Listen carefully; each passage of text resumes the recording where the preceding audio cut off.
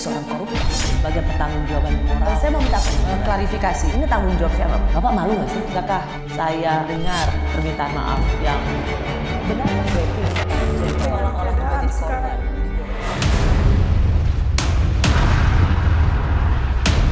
Assalamualaikum. Waalaikumsalam, Pak. Sehat, Pak. Terima kasih, Pak Menteri.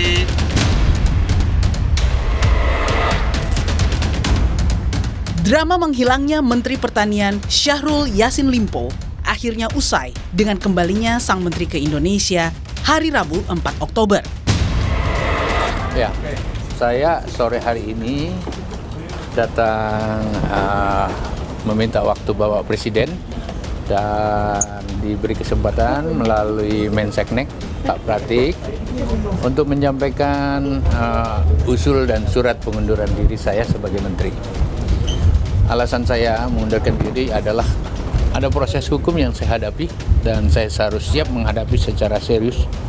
Saya orang Bugis Makassar dan rasanya harga diri jauh lebih tinggi daripada pangkat maupun jabatan. Dan saya berharap nasihat-nasihat orang tua saya, nasihat budaya saya dari sana, kalau berani berbuat harus berani tanggung jawab. Dan saya siap bertanggung jawab. Sebelumnya, tidak ada penjelasan dari KPK perihal status hukum Menteri Syahrul. Mantan Gubernur Sulawesi Selatan ini baru diketahui sudah resmi tersangka sejak 26 September 2023 usai beredar surat KPK ke Presiden Jokowi dan bocoran dari Menko Polhukam Mahfud MD.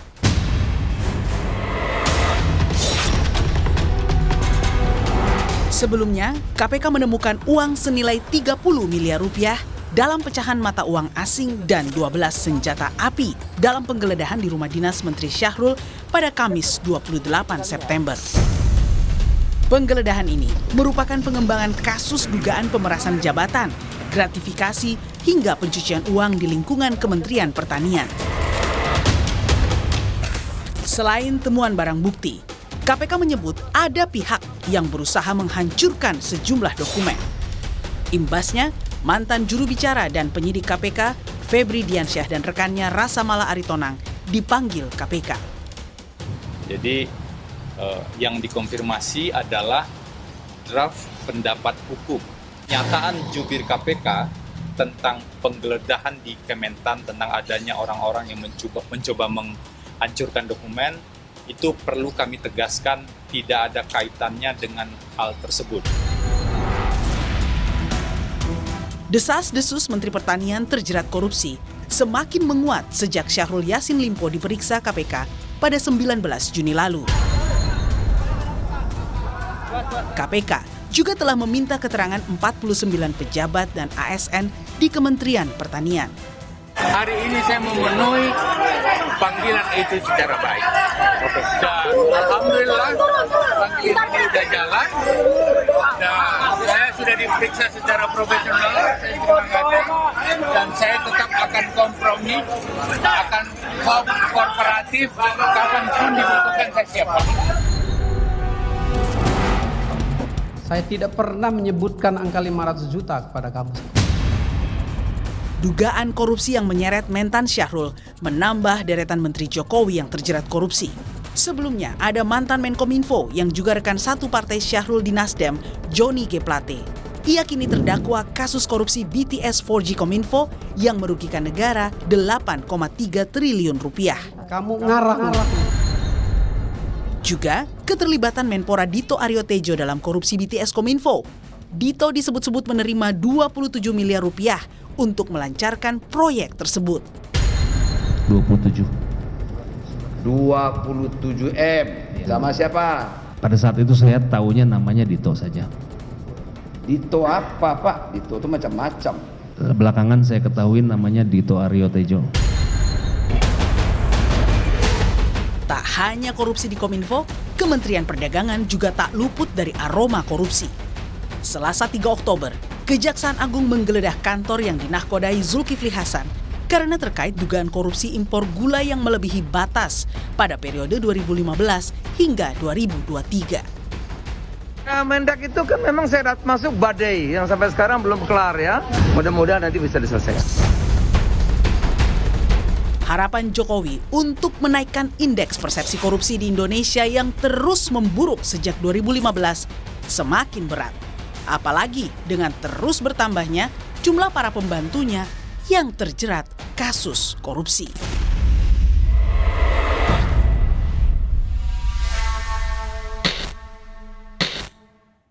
Saya sudah bersama advokat senior Profesor Todung Mulya Lubis.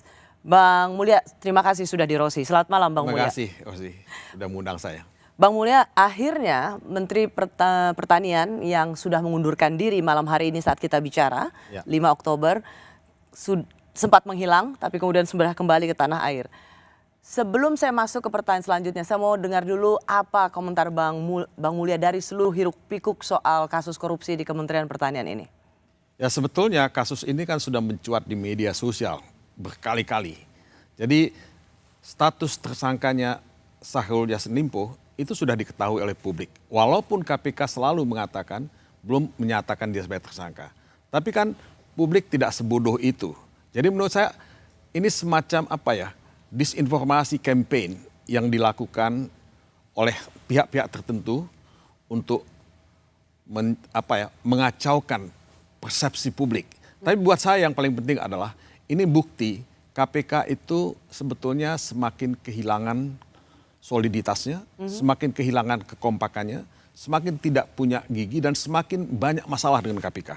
Jadi pelemahan KPK yang dilakukan oleh pihak DPR dan pemerintah sebetulnya itu adalah satu hal yang sangat merugikan perjuangan kita memberantas korupsi. Dan inilah hasilnya. Ini hasilnya salah satu. Nah, saya menulis buku, Ros, yang judulnya War on Corruption, an Indonesian Experience. Ini buku baru terbit 2 bulan yang lalu. Buat saya, perang melawan korupsi itu tidak akan pernah selesai. Ya. Dan semakin sulit untuk perang melawan korupsi sekarang ini dalam kondisi yang sekarang ini. Di Indonesia. Di Indonesia. Bang Mulya, yang menarik adalah hari ini, hari Kamis, 5 Oktober, semalam Menteri Pertanian sudah pulang. Dan pertama yang kali ditemuin adalah Ketua Umum Nasdem. Lalu kemudian hari ini alih-alih dipanggil KPK, tapi justru mendatangi Polda Metro Jaya. Kenapa KPK justru seperti diam? Apa yang Bang Mulya baca dari ini? Ya kalau kita percaya bahwa KPK itu lembaga extraordinary yang memberantas korupsi, dan dia sudah melakukan penggeledahan dan sudah menemukan alat-alat bukti, dan kalau KPK juga sudah tanggal 26 September seperti yang dikatakan tadi, menetapkan yang bersangkutan sebagai tersangka, seharusnya ketika dia turun dari pesawat, dia sudah harus diciduk oleh KPK. Karena dia sudah dinyatakan sebagai tersangka dan sudah punya alat bukti. Begitu landing harusnya KPK sudah menciduk. Menurut saya itu yang mesti dilakukan. Kalau kita betul-betul fight melawan korupsi. Nah ini war on corruption itu tidak pernah jalan dengan sungguh-sungguh. Jadi ini perang setengah hati melawan korupsi. Ini yang terjadi. Kalau kita lihat setelah penetapan korupsi yang seperti disembunyikan oleh KPK, agenda hari ini dari menteri yang dikabarkan hilang kontak, itu justru bertemu dengan Ketua Umum Nasdem, lalu pamitan ke Kementerian Pertanian, dan justru datang ke Polda Metro Jaya. KPK ini memang tidak siap dengan penetapan tersangka seorang Menteri Pertanian, atau memang ada yang belum selesai dalam hal ini disembunyikan oleh KPK? Ya ini sekali lagi membuktikan bahwa KPK itu tidak solid, tidak kompak. Ya kalau misalnya sudah ada semacam pernyataan yang menetapkan dia sebagai tersangka, ya sebetulnya tidak ada alasan buat KPK untuk tidak melakukan tindakan yang tegas. Tapi apakah saya salah kalau saya mengatakan dalam tubuh KPK ada semacam obstruction of justice? Dalam tubuh KPK Dalam tubuh KPK. Ya, karena kan sudah ada surat yang diedarkan sebetulnya. Dan Menko Polhukam Mahfud sendiri sudah mengatakan bahwa dia tahu Menteri Pertanian sudah dinyatakan sebagai tersangka. Ya saya punya pertanyaan yang sangat sulit untuk saya jawab. Kok bisa-bisanya ada semacam obstruction of justice dalam tubuh KPK itu sendiri? Nah ini satu hal yang sangat serius. Presiden mesti memberikan perhatian yang sungguh-sungguh terhadap hal ini. Karena apa yang menjadi taruhan kita adalah trust terhadap KPK. Kredibilitas KPK yang semakin lama semakin nol, mendekati angka nol. Bang Mulya, sebelum sampai ke situ, di mana Anda lihat bahwa ada obstruction of justice atau penghalang-halangan keadilan, penegakan hukum di dalam tubuh KPK sendiri? Berarti kan ada kriminal di dalam tubuh KPK. Ya menurut saya kan apa yang dikatakan bahwa ada tekanan, ada pemerasan terhadap KPK, ini kan satu soal yang sangat serius, Rosni. Kok dalam tubuh KPK yang tugasnya memberantas korupsi, lembaga extraordinary yang punya power begitu luar biasa, bisa ada pembahasan terhadap tersangka misalnya, atau calon tersangka, kalau dikatakan demikian.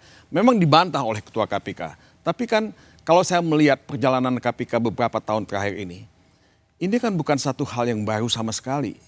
Ketua KPK sudah berapa kali gitu diisukan ya bertemu dengan tersangka, diisukan macam-macam. Dan sudah pernah juga diperiksa. Dan ada komisioner lain. Ya, ada yang komisioner lain juga dan sudah menghilangkan diperiksa oleh Dewan handphone. Pengawas. Nah, memang tidak ada pelanggaran kode etik yang disimpulkan oleh Dewan Pengawas, tapi kan publik punya hak untuk curiga. What is going on gitu? Ada apa yang salah dengan Ketua KPK? Nah, kalau kita ingin tetap mengembalikan kredibilitas dan trust terhadap KPK, Presiden seharusnya melakukan investigasi. Tentu Presiden tidak bisa melakukan investigasi sendirian, dia bisa membentuk semacam fact-finding team atau untuk semacam komisi untuk menginvestigasi itu. Menurut saya ini akan lebih fair gitu. Jadi kalau tidak itu dilakukan, saya kira indeks persepsi korupsi Indonesia yang sekarang ini 34, turun dari 38, itu akan terus merosot tahun-tahun yang akan datang.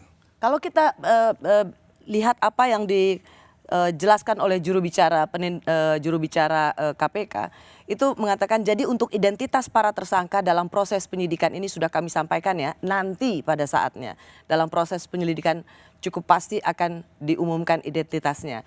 Jadi di sini Bang Mulya sendiri sudah melihat bahwa sudah jelas ada pertemuan 30 miliar, tapi tersangkanya nanti diumumkan. Sementara sudah ada Menko Polhukam yang mengatakan saya mendapat informasi sudah ada yang jadi tersangka atau Menteri Pertanian jadi tersangka. Berarti tidak salah kalau kita membaca dari luar, di dalam sudah terjadi perpecahan antara ada yang menginginkan Mentan menjadi tersangka dan ada pimpinan yang tidak menghendaki Mentan jadi tersangka.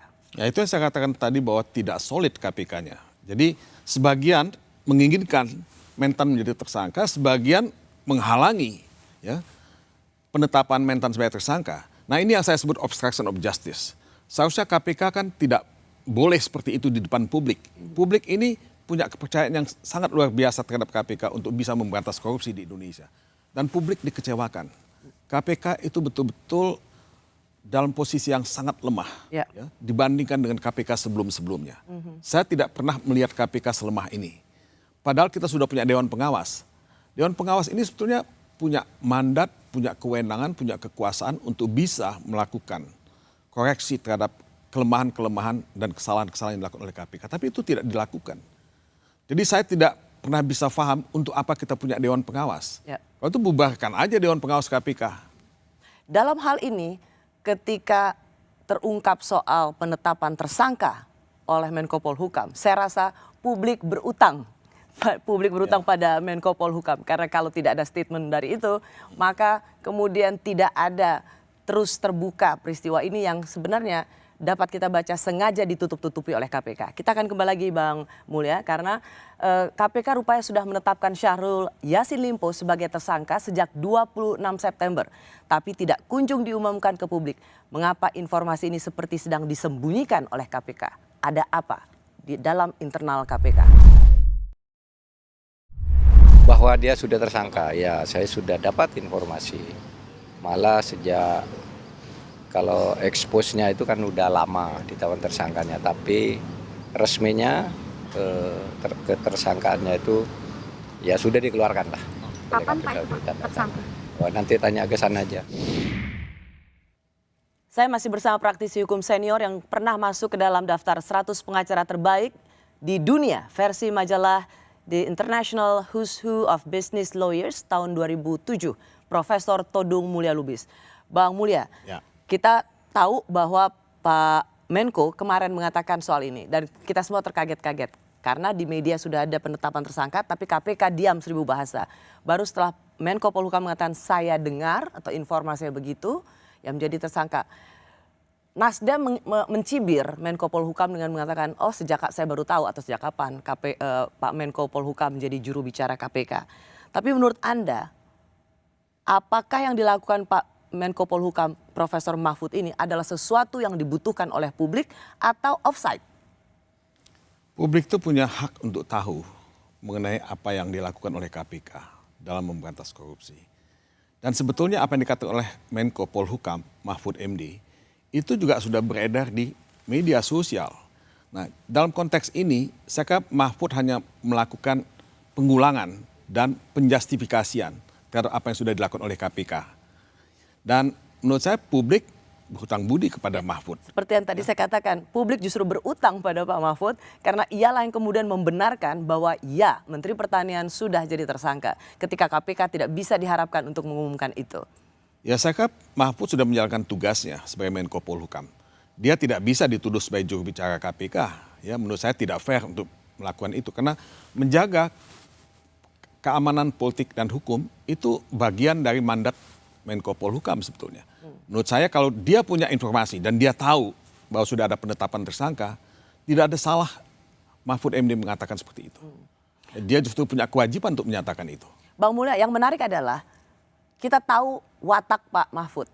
Ia seorang yang sangat blak-blakan dan ia ngegas kalau dia tahu ada sesuatu yang salah terutama di bidang penegakan hukum. Apakah Anda bisa membaca bahwa kenapa Pak Mahfud ini sengaja membocorkan atau sengaja membuka soal penetapan tersangka ini karena memang melihat ada sesuatu yang lagi ditahan-tahan oleh KPK. Ada sesuatu, sekali lagi saya harus katakan terminologi, ada yang lagi disembunyikan oleh KPK. Ya, saya kenal Mahfud cukup lama dan saya tahu memang dia orang yang sangat konsekuen. Ya.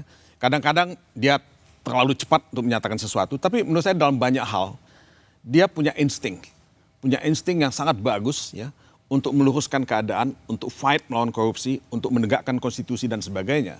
Nah, kenapa dia melakukan itu sekarang dengan sangat terbuka kepada publik? Ya, kalau ada yang mengatakan bahwa dia mencium ada upaya untuk menutup-nutupi, saya kira sih tidak ada yang salah dengan kecurigaan semacam itu. Karena tadi dinyatakan penetapan tersangka itu sudah dilakukan tanggal 26 September. Tapi setelah itu kan tidak ada apa-apa. Presiden sudah mendapat pemberitahuan katanya. Ini dari media-media sosial diumumkan. Kita akan bisa kasih lihat nanti suratnya dan tanggal jadi pengirimannya. Kalau fakta-fakta ini sudah diketahui dan disiarkan di media sosial, menurut saya publik punya hak untuk bertanya, ada apa dengan KPK? Apakah KPK menyembunyikan sesuatu? Ya, Bang Mulya, kalau kita lihat di layar, ini adalah surat yang dikirimkan oleh pimpinan KPK ke Presiden Republik Indonesia. Dan di situ ditandatangani oleh Wakil Ketua KPK Nurul Gufron. Isi dari surat itu kira-kira memberitahukan kepada Presiden bahwa Menteri Pertanian Bapak Yassin Limpo itu sudah ditetapkan sebagai tersangka tanggal 26 September. Baru kemudian ada penggeledahan di rumah Menteri Pertanian dan kita temukanlah skandal 30 miliar. Artinya kan udah lama banget 26 miliar Presiden saja udah dikasih tahu. Lalu kenapa publik tidak dikasih tahu? Nah, pertanyaan saya Bang Mulya, yang menandatangani adalah Wakil Ketua KPK. Apakah ini lazim, wajar? Ya, saya tahu bahwa pada waktu itu Ketua KPK sedang tidak berada di Indonesia. Ya, katanya dia sedang di Korea Selatan waktu itu. Ya, tentu Wakil Ketua KPK punya kewenangan untuk melakukan itu. Tapi pertanyaannya, kenapa ditandatangani ketika Ketua KPK tidak ada? Nah, ini pertanyaan yang muncul di benak publik dan menurut saya legitimate dan sah saja publik bertanya. Nah, ini yang tadi saya ingin ulangi kembali, ketidaksolidan dalam pimpinan KPK itu sendiri yang mungkin betul-betul dirasakan oleh publik, dicurigai oleh publik, what is going on dengan KPK. Jadi kalau kita lihat kenapa suratnya tanggal 26, sudah disampaikan kepada Presiden, tapi setelah itu diam-diam, adem ayem, tidak ada apa-apa, menurut saya ada sesuatu yang salah di sini. Nah, kemudian kita juga tidak tahu apakah KPK sudah menyatakan dia sebagai tersangka kepada publik, diumumkan, kan tidak. Ya. Jadi KPK malah saya lihat dalam statement yang disampaikan oleh juru bicaranya di depan publik, ya belum ada pernyataan seperti itu yang menyatakan dia sudah jadi tersangka. Jadi menurut saya ada sesuatu yang salah. Apakah ada yang ingin menghalangi dalam tubuh KPK? Nah, menurut saya tidak bisa dihalangi lagi. Ini sudah terbuka pada publik. Menko Polhukam sudah mengatakan seperti itu. Presiden sudah mendapatkan suratnya. Menurut saya KPK harus dikembalikan kepada fungsinya semula. Bahwa dia betul-betul ujung tombak pemberantasan korupsi di Indonesia. Ya. Karena apa yang menjadi temuan KPK dalam penggeledahan, Bang Mulya mungkin bisa menambahkan karena Bang Mulya termasuk orang yang selalu ikut dalam panitia seleksi pimpinan KPK. Kalau kita lihat soal penggeledahan di rumah Menteri Pertanian, itu angka terbesar sepanjang sejarah penggeledahan, betul? 30 miliar, termasuk ditemukannya 12 senjata api. Jadi ini seharusnya kasus yang nggak main-main. Begitu ada penggeledahan, apakah memang KPK bisa dong ya langsung menetapkan, meskipun apakah KPK terlalu takut kalau orangnya tidak ada di tanah air sehingga takut terburu-buru menetapkan sebagai tersangka? Apakah dengan penggeledahan itu sudah bisa langsung KPK umumkan sebagai tersangka? Ada angka 30 miliar cash di rumah Menteri Pertanian. Ya, persyaratan dalam hukum itu kan kalau KPK sudah punya alat bukti yang cukup kuat, ya, 2 alat bukti minimal. Dia sudah punya alasan hukum dan dasar hukum untuk menyatakan seseorang sebagai tersangka. Oh, buktinya 26 September sudah dilaporkan pada Presiden. 26 September sudah bukan penetapan sebagai tersangka. Ya, dilaporkan ke Presiden. Dilaporkan pada Presiden tanggal 29 kalau saya tidak salah. Nah, itu kan sudah, ini kita udah bulan Oktober deh, Rosi.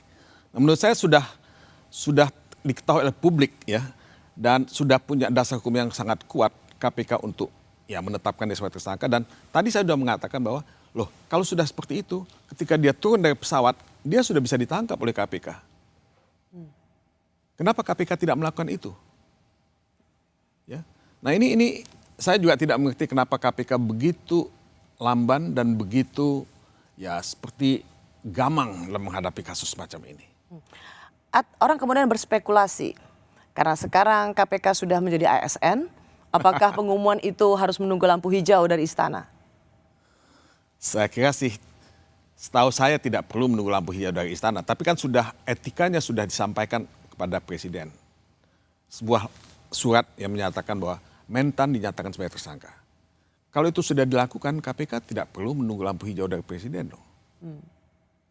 Yang memang kalau kita mau kembali ke soal Menteri Pertanian yang hari ini Kamis 5 Oktober sudah memberikan konferensi pers, sudah menghadap Mensesnek untuk mengundurkan diri, 30 miliar tunai dengan 12 senjata api. Ini sebuah skandal yang luar biasa besar. Tetapi kemudian yang juga disayangkan ada kasus lain, yaitu dugaan pemerasan yang dilakukan oleh pimpinan KPK. Saya ingin coba Bang Mulya menjelaskan dulu. Kalau KPK menemukan 30 miliar cash, dan ini adalah sejarah terbesar dalam penggeledahan KPK, itu biasanya muaranya dari apa? Karena KPK mengatakan 1, jual beli jabatan, gratifikasi, dan TPPU. Pengalaman pemberantasan korupsi itu biasanya apa muaranya? Ya, sebetulnya kalau kita lihat statistik KPK, ya, gratifikasi itu bukan yang nomor 1. Ya. Yang paling banyak itu bribery, penyuapan, dan pengadaan. Gratifikasi di bawah itu. Tapi kalau kita bicara mengenai ya ini jabatan yang diperjualbelikan dan ada angka 30 miliar. Kalau itu yang dimaksudkan, ini gratifikasi yang paling dahsyat yang saya tahu. Kalau itu betul ya untuk gratifikasi, untuk jual beli jabatan. Nah, jadi menurut saya ini sudah lebih dari cukup buat KPK untuk mengambil tindakan yang tegas terhadap yang bersangkutan ya ketika dia turun dari pesawat terbang ya. Karena itu ya sangat sangat dahsyat ya, sangat masif, dan publik itu tentu ya tidak akan percaya ya. Kok bisa ada 30 miliar ditemukan di sebuah dalam penggeledahan KPK. Nah, yang saya tidak tahu kenapa KPK begitu enggan, begitu takut, begitu ambivalen dalam hal ini. Ya. Sehingga dugaan adanya pemerasan oleh pimpinan KPK menjadi suara-suara keras juga, mengingat respons yang diberikan oleh KPK terhadap 30 miliar ini kok adem ayem, tidak meresponsnya sebagai sebuah perkara yang extraordinary. Kita akan bahas ini Bang Mulya karena Menko Polhukam sekali lagi Profesor Mahfud MD sampai harus membocorkan soal status tersangka Yassin Limpo yang tak kunjung diumumkan KPK. Apakah ini ada kaitannya dengan informasi soal dugaan pemerasan oleh pimpinan KPK? Salah satu yang saya selesaikan hari ini adalah mendatangi atau diminta oleh Kapolda Jaya untuk menyampaikan keterangan-keterangan yang terkait dengan hal-hal yang dilaporkan oleh masyarakat berkait dengan adanya hal-hal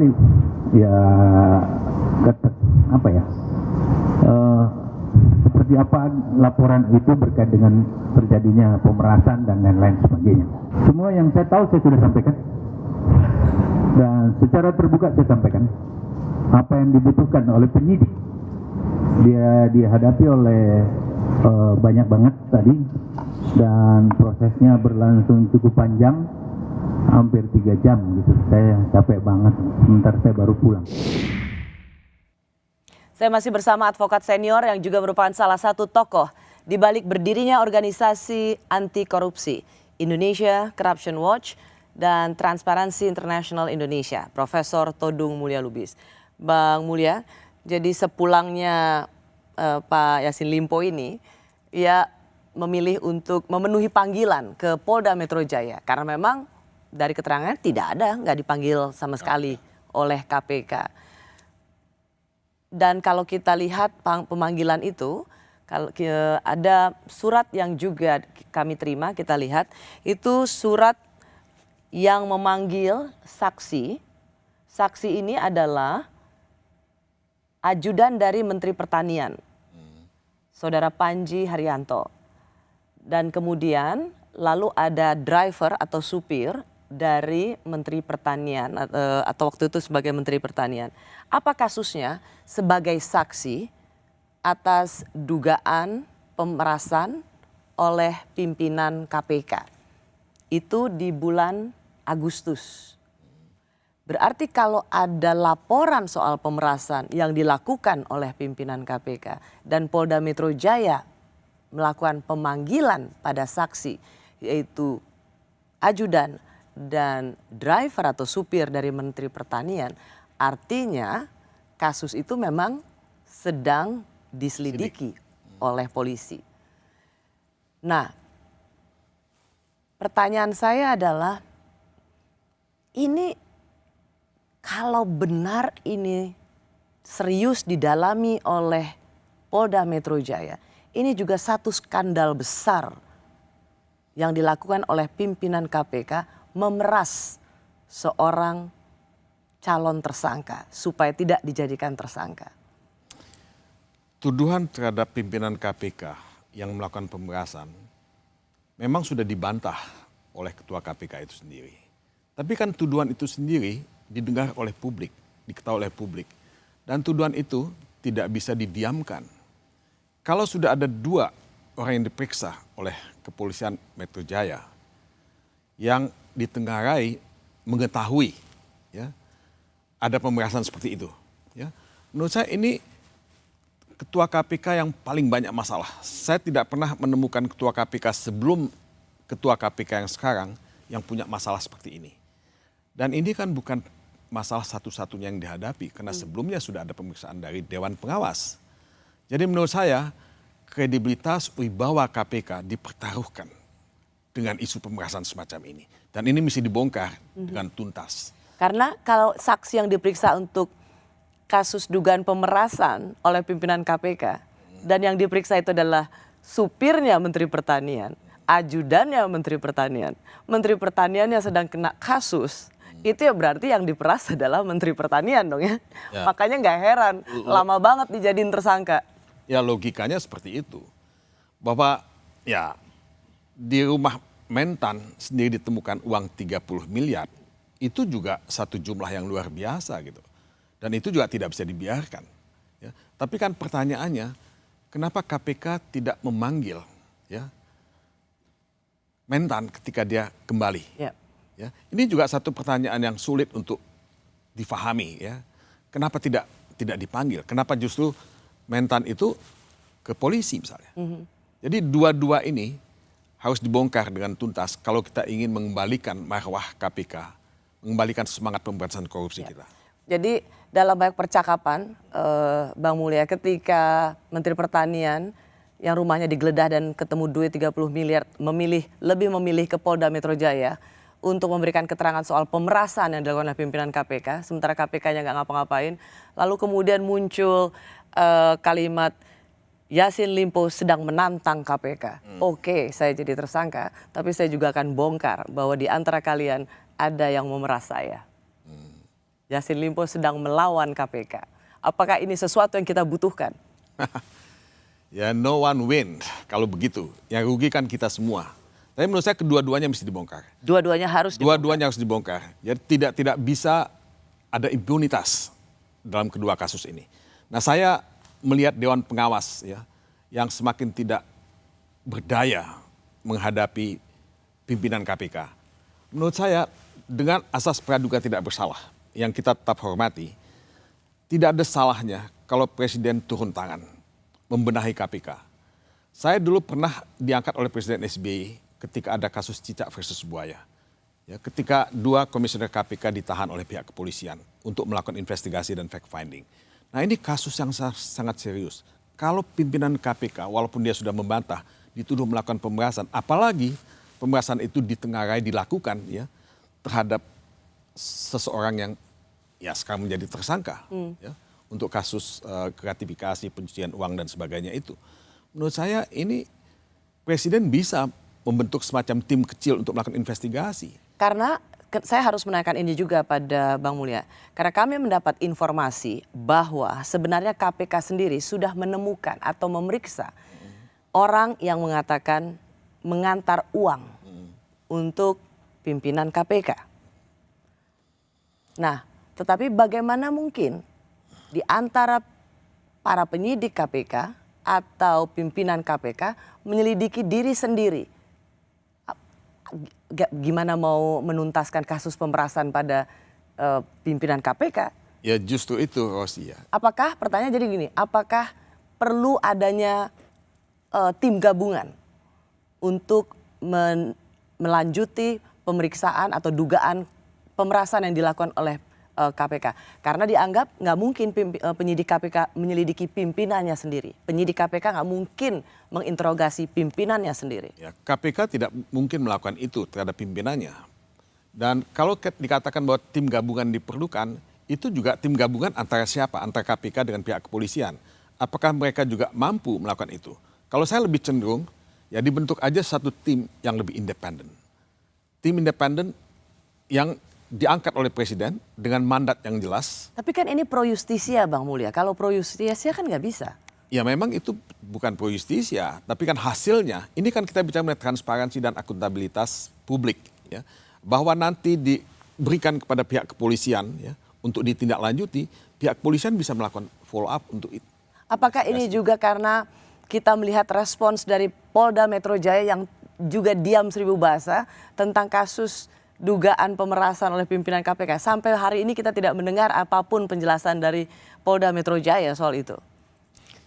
Ya ini teka-teki yang ya Polda Metro Jaya mesti jawab sekarang ini ya. Tapi menurut saya ini mencurigakan, melukai rasa keadilan publik. Ya. Kenapa Polda Metro Jaya tidak melakukan sesuatu? Kenapa pihak KPK juga tidak melakukan sesuatu? Ada 2 hal yang ya sama-sama besar, sama-sama extraordinary yang tidak bisa dilepaskan begitu saja. Tidak boleh ada impunitas dalam 2 kasus ini. Ya. Nah saya ingin sebetulnya kembali appeal kepada Presiden. Kalau Presiden ingin betul-betul meninggalkan legacy buat Indonesia dalam memberantas korupsi, kembalikanlah KPK dan fungsikan KPK seperti dulu sebagai ujung tombak pemberantasan korupsi. Ya. Tapi kalau kepemimpinan KPK tidak solid dan ada ya indikasi ya tidak kompak malah obstruction of justice kalau saya boleh menggunakan istilah itu, menurut saya sih Presiden punya kewajiban untuk melakukan investigasi. Kalau perlu melakukan satu tindakan yang lebih tegas terhadap pimpinan KPK kalau hasil investigasi itu betul-betul membuktikan ada pemerasan. Ya. Karena kemudian menjadi pertanyaan publik. Ada skandal tentang uang tunai 30 miliar di rumah Menteri Pertanian.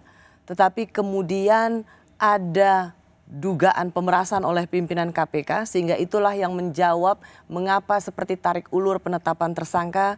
Mengapa yang menandatangani wakil ketua pimpinan KPK. masih punya legitimasi nggak KPK ini menangani kasus 30 miliar Menteri Pertanian? Ya, publik sudah lama kehilangan trust terhadap KPK sebetulnya. Ya, trust itu semakin menipis dari hari ke hari. Dan menurut saya KPK tetap punya legalitas karena dia didirikan berdasarkan undang-undang. Jadi kalau ditanyakan apakah masih punya legalitas, masih. Tapi apakah dia punya trust dari publik, ya trustnya sudah semakin menipis. Ya. Siapa yang harus diselidiki dulu? Mencari siapa yang memeras tersangka Yassin Limpo yang dilakukan oleh pimpinan KPK atau 30M-nya dulu? Mana yang harus lebih didahulukan atau diprioritaskan? Ya, dua-duanya mesti diprioritaskan. Pimpinan KPK itu pimpinan dari satu lembaga ekstraordinari yang memberantas korupsi. Bagaimana KPK bisa cepat menuntaskan kasus 30 miliar kalau ada dugaan pemerasan oleh pimpinan KPK? Kasihan penyidik dan komisioner lain, orang baik di dalam sana. Ya memang, apakah kalau masih ada orang baik, saya percaya masih ada penyidik orang punya baik. keberanian atau tidak? Apakah akan ada intervensi terhadap penyidik? Ini pertanyaan-pertanyaan praktis yang akan dihadapi pada tingkat penyidikan. Tapi apakah kita tidak percaya bahwa ada ya pihak-pihak dalam tubuh KPK yang juga ingin melakukan penyidikan dan pembersihan total dalam KPK misalnya? Mungkin tidak 100% total. Nah, ketika Wakil Ketua KPK menandatangani surat penetapan tersangka, sebetulnya kita melihat ada satu harapan di sana. Bahwa KPK ingin menuntaskan kasus ya dugaan korupsi yang dilakukan oleh Mentan. Nah, tapi kan tidak segampang itu ternyata. Ada pimpinan yang lain yang mungkin ya tidak sepaham dengan itu. Tapi menurut saya, maka ditunggu pada saat sedang kalau lagi di Korea. presiden ya ingin melakukan sesuatu dan ada tudingan terhadap pimpinan KPK yang melakukan pembahasan, pimpinan KPK sekarang mesti nonaktif untuk sementara. Selama investigasi ya penyelidikan itu dilakukan. Oke. Ya. Dan itu sumbernya adalah Polda Metro Jaya. Siapa yang dilaporkan dengan karena kita belum tahu pimpinan KPK. Nah, itu harus dikejar siapa yang dituduhkan melakukan pemerasan pada Yassin Limpo supaya tidak dinaikkan statusnya sebagai tersangka dan dia harus nonaktif sebagai pimpinan KPK. Ya sebetulnya sih yang saya tahu adalah Ketua KPK sudah membuat bantahan bahwa ada pembahasan yang dilakukan oleh pimpinan KPK terhadap Yassin Limpo. Ya, paling tidak itu indikasi ya yang bisa kita baca ya, di media ya atau di televisi misalnya. Jadi ya dia mesti diinvestigasi. Ya. Bantahan dia kan tentu dia akan pasti membantah ya.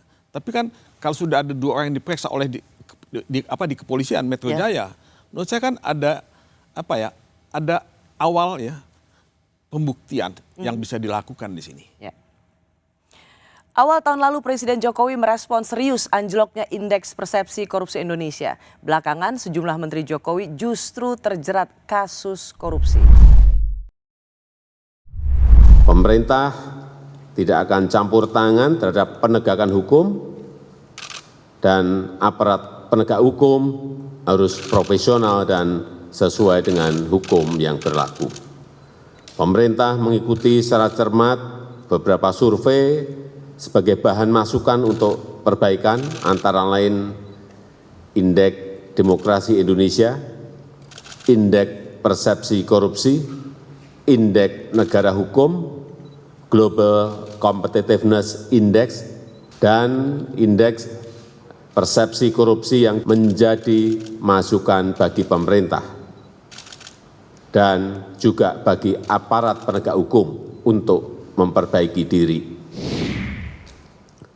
Masih bersama saya advokat senior Profesor Todung Mulya Lubis. Ia adalah orang ketiga Indonesia yang meraih penghargaan bergengsi Haas Award dari University of California, Berkeley karena memberi kontribusi istimewa pada negaranya.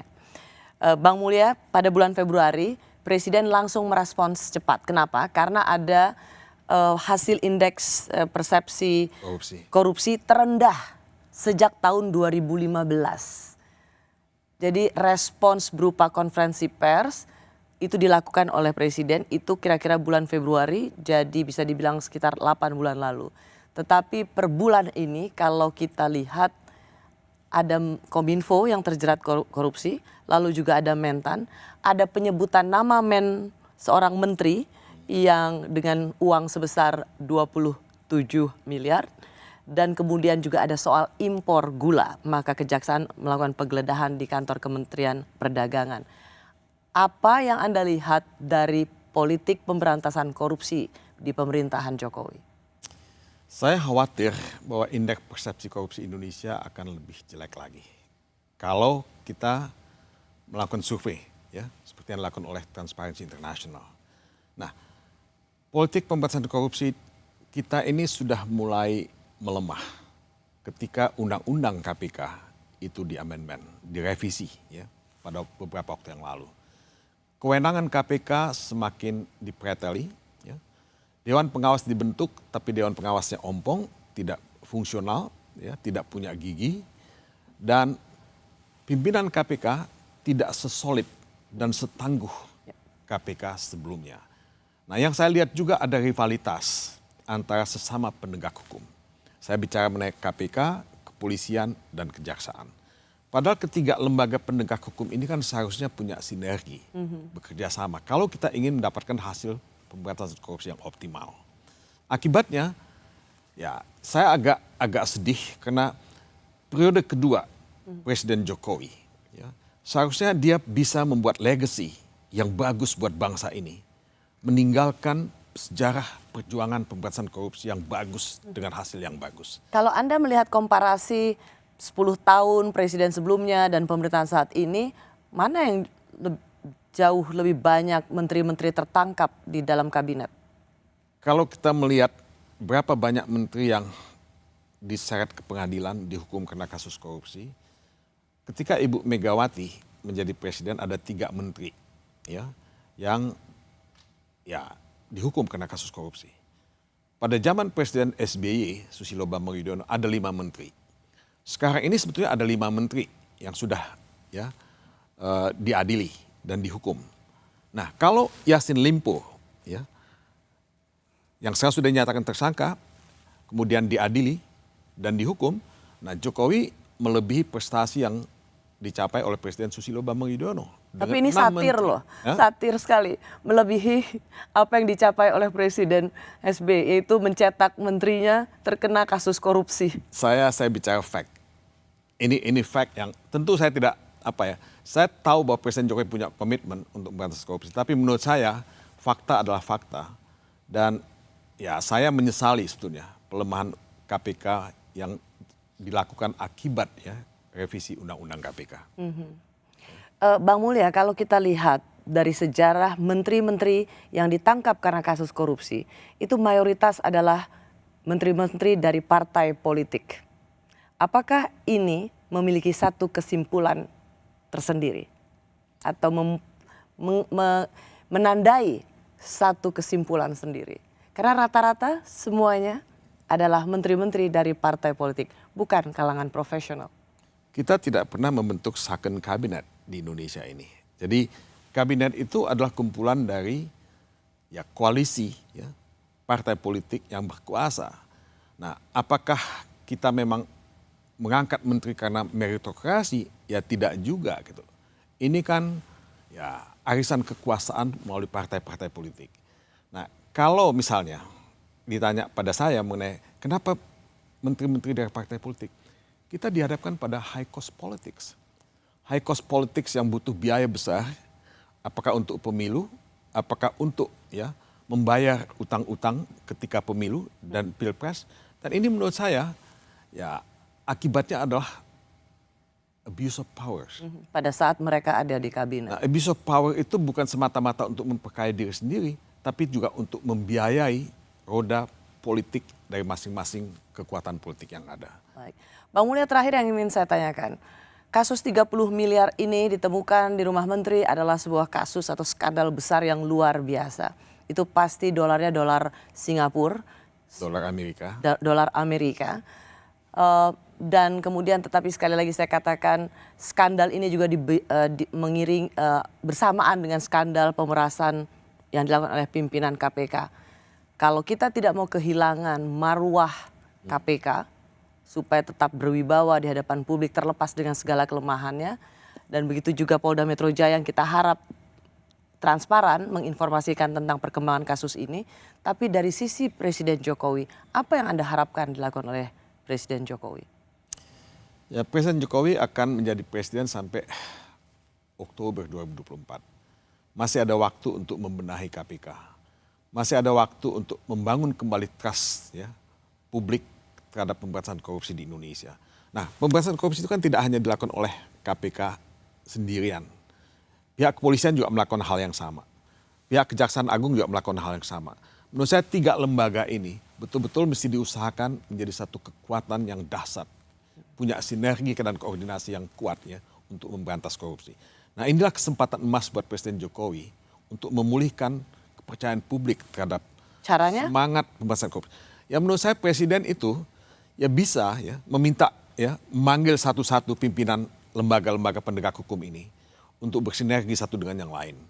Dan kalau misalnya ada kasus-kasus yang menimpa pimpinan organisasi lembaga hukum ya lembaga pemberantasan korupsi ini, Presiden tidak boleh juga ya tidak tegas ya. Menurut saya Presiden harus mengambil tindakan yang tegas. Kalau tadi disebutkan ada tudingan pemerasan, menurut saya itu tidak boleh didiamkan. Dan ini menyangkut KPK misalnya. Siapapun itu pimpinan KPK yang disebutkan di situ, menurut saya Presiden harus mengambil tindakan yang tegas. Yaitu paling tidak menonaktifkan. Paling tidak menonaktifkan yang bersangkutan. Supaya kasus ini ini dapat diinvestigasi secara sampai tuntas sampai selesai, dan kalau misalnya yang bersangkutan memang bersalah, ya, ada bukti-bukti yang mesti diproses secara hukum dan dipertanggungjawabkan secara hukum. Dengan cara itulah paling tidak bisa memulihkan nama baik KPK. Paling tidak bisa memulihkan nama baik KPK walaupun ya belum tentu nama baik KPK bisa dipulihkan dengan kondisi seperti sekarang ini. Baik. Bang Mulya, saya terima kasih Bang Mulya sudah hadir di studio Menara Kompas di acara Rossi, dan besok Anda akan terbang juga ke Norwegia. Terima kasih, saya orang pertama yang Anda berikan buku ini yang terbit di Melbourne University Press. Melbourne University Press. Terima kasih Bang Mulya. Terima kasih, sama-sama. Selamat terbang ke Norwegia. Terima kasih. Saya Rusiana Silalahi, terima kasih sudah menyaksikan program Rossi. Tetaplah di Kompas TV, independen, terpercaya. Sampai jumpa Kamis depan.